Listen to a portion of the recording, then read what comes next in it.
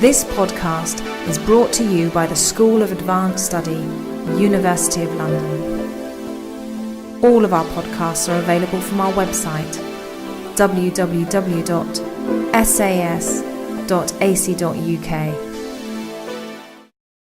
Well, you're a very hardy lot, I have to say, to have survived so many speakers in the cold. So I'm going to therefore hope you're rewarded with a very interesting and stimulating talk. So I trust that Louise is not ready. But I think this should be a useful talk for most people, because luckily questions on FPIC have come up, free, prior, informed consent have come up earlier in the meeting. And that's particularly what I would like to discuss within the context of the overall meeting. And as mentioned, I work with PIPLINKS. We have a project, a joint project, together with Middlesex University, where I'm a graduate, as part of the Consortium, working to basically move forward the issue of FPIC with mining companies, specifically in both policy and practice. So I hope rapidly, in the time I've got, to briefly go over what FPIC is with regard to Indigenous peoples only, and I'll explain why Indigenous peoples only as I go through. What FPIC isn't, the growing recognition of FPIC, why it's important, then move on to how it's operationalised and the challenges of that, and then finally I'll come back to a reference to Colombia and a recommendation. I'm not an expert on Colombia, and indeed, as with these slides, I have to thank my colleague Cal Doyle from Middlesex University, who's finished his PhD, who's sitting on the end of the front row there. And I've used some of his slides in this, so I have to thank him for that and say that anything that's good in it is probably his, and any mistakes are probably mine, as they say in any good book forward. So, very briefly, what is free, prior, informed consent? It's kind of obviously in the whole name of the thing. I mean, it's seeking the consent of people, which has to be a consensus of communities in accordance with their customary Indigenous people, customary laws and practice. It has to be free from manipulation and coercion. It has to be prior to a project starting, to the licence issuance, etc. And obviously it has to be adequately informed, ideally in the language of those people. So, some of the key aspects of FPIC as a right, and I think it's important that it is a right. You're talking about Indigenous peoples as rights holders rather than stakeholders. They're not just being consulted with as part of CSR, but it's part of a substantive right, which is the right to say yes or no, which ensures protection for their culture, land, territory, resources. It's procedural right, which is basically about participation and good faith negotiations. Then it's also it's a negotiating right to ensure equitable benefit sharing. Also importantly, it's a duty on states. As an international right, it's a duty on states, but it exists whether it's in state legislation or not, which I think is an important point that needs to keep coming up again and again. And I've quoted Ruggie here, who kind of points out about responsibility regardless of national laws, but I'll come back to the issue later. And then finally, it's a process. Very often it comes down to people just thinking it's about getting consent as one thing, but actually it's actually about an empowering process that's meant to be, if it's working well, it's meant to be about addressing that power imbalance that's come up a few times earlier on. And why is it specific to Indigenous peoples? And actually in the Indigenous peoples, what we're talking about here, the ILO Convention talks about Indigenous and tribal peoples, which also includes Afro-Colombian communities or Afro-descendant communities. So I don't think that came up in a question earlier. I don't think there's any kind of argument that they would be included in it. For what you count as non-Indigenous people, maybe that can come up in questions later. But the reason that it's kind of focused on Indigenous peoples is that as it's applied in terms of kind of growing normative international framework, it's set up to do with self-determination. So basically, Indigenous peoples have rights as peoples. And again, as mentioned, it's substantive and procedural in terms of applying that right to self-determination, that right to self-determined development. It's also a remedial measure for Indigenous peoples in light of historic racism and actually continued racism as well, and their right not to be assimilated forcefully into the dominant culture. It's reflective of Indigenous peoples' territorial rights, again, collective rights under customary law. And interestingly, in terms of practical application, in terms of decision making, it follows these customary and collective decision making processes. So that's kind of what it is, and now a little bit of what it's not. Most of our experience of why we call PIPLINKS rather than PIPLINKS is that most of our work is in the Philippines. And Philippines is very similar in many ways to Colombia, from what I can tell, in terms of whole areas of the society and government. But specifically, the Philippines is worth looking at because it has a law on indigenous peoples, the 1997 Indigenous Peoples' Rights Act. And that law basically says it follows the UN Declaration on the Rights of Indigenous Peoples and draft declaration, was then on implementing FPIC. However, so that's what we should have. We should have free, right, informed consent. However, what we've tended to get is this fabricated, procured, invented consent. Basically because of lack of government interest, government weakness, etc. And also many companies have found ways to undermine this.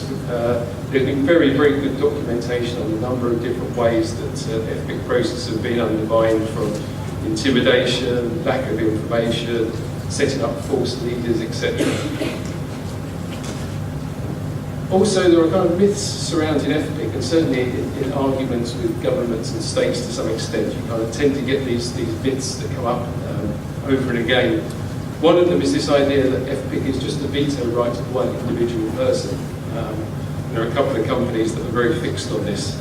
And I would say in response to that, I mean, FPIC is a collective right, as I mentioned earlier. It's to do with the rights of indigenous peoples collectively.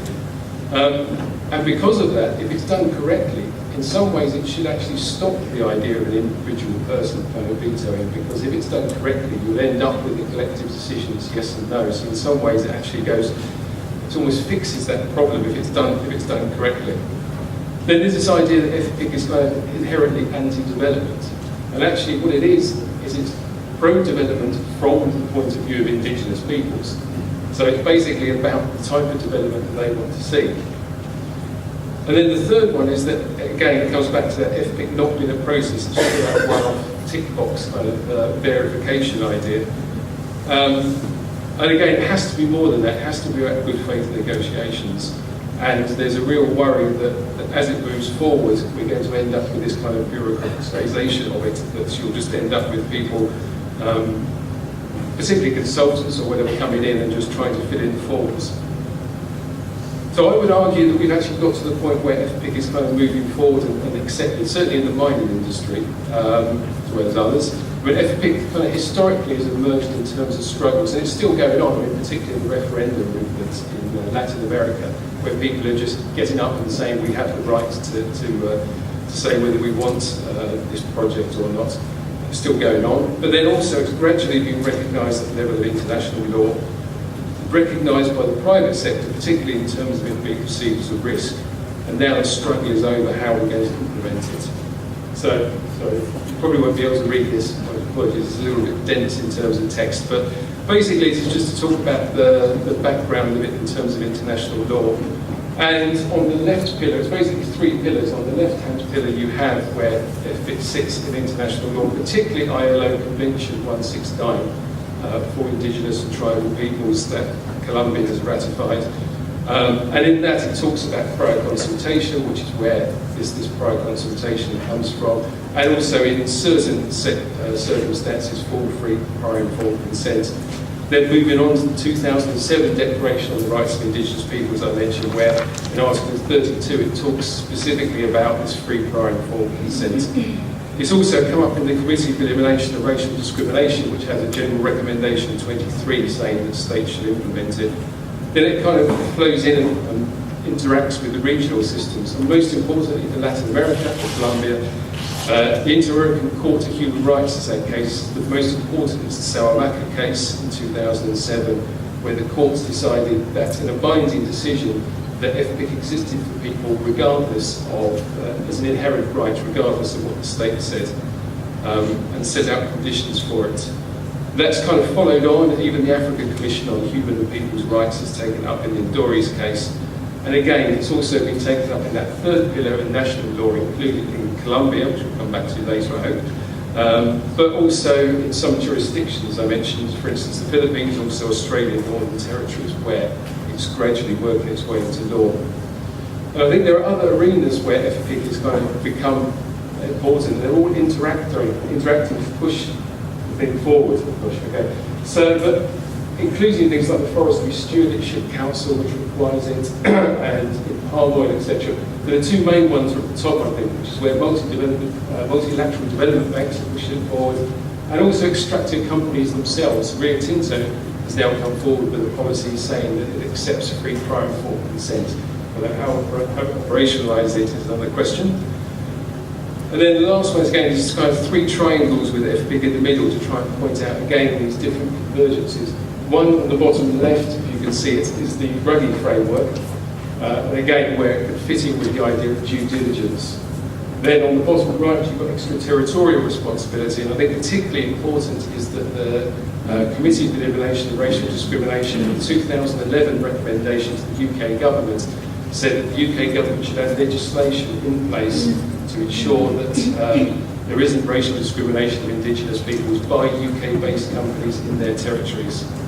And then finally, at the top, the IFC, the International Finance Corporation, the World Bank, has said just this year actually has finalised that FPIC is required for certain conditions with regard to lending for projects. And that's spilled over to, I think, what the Equator Principal Banks, which is made up of, I think, about 27 of the major banks in the world now, who will also implement this. Although it's not, unfortunately, it's not perfect, so I won't go through this, but these are some of the issues of kind of why the IFC and how it's implemented it has weaknesses. But then generally, some of the challenges, effectively indigenous ownership, again, has to be central to it, it's very often not.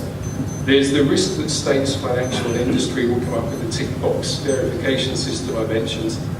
I think it's essential to learn from experience of other indigenous peoples. I think particularly here there are some indigenous peoples who have actually made up their own kind of codes, their own protocols of what they see FPIC is, so that when companies come to them, they already say, regardless of what the state has legislation, this is how we do it, and this is how you will work with us, which I think is very strong. Including the KI in Canada and the SPAN in the Philippines. And then I think it's important for this talk is the potential for FPIC to be part of any sort of participatory human rights due diligence, especially within the methodology of human rights impact assessments. And then I think crucial for me is that FPIC can't take place in areas that experience conflict. You can't be free. And it's very much the experience in the Philippines. This whole idea of how can you have a free idea if there's a conflict. Then, very briefly, the situation in Colombia. Basically, the situation in Colombia is that both in terms of the Constitution and the law that enacts ILO Convention 169, in theory, the law is there to say that FPIC should, that certainly prior consultation should be the order of the day.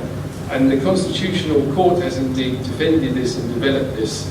And there's extensive jurisprudence on this, including the case of mural mining. And actually, mural mining, it goes further than the ILO in prior consultation. It actually draws in from the international and talks about the need for free, prior, informed consent.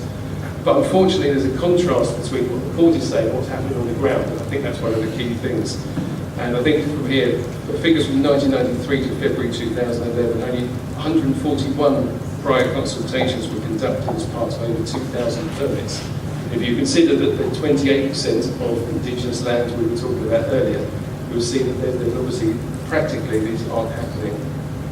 So, in that case, my recommendation, I thought long and hard and struggled over whether to make a recommendation to the state. But I kind of thought, well, the Colombian state, I thought in a way, given that the Colombian state is already practically doing its best to ignore what's happening in the Constitutional Court, that maybe that would be a bit of a wasted words. And therefore I thought perhaps better would be to actually come up with a recommendation which was focused more on companies. Again, working on the idea that regardless of what's happening in the states, the companies have those human rights obligations. So my recommendation is that in the absence of the state properly implementing constitutional provisions and international norms of free, prior, informed consent, that extractive industry companies only proceed with projects affecting the territories of indigenous and tribal peoples after conducting a full human rights impact assessment that includes a process of FPIC in accordance with customs and traditions of the people involved or with some form of third-party verification. Okay, thank you.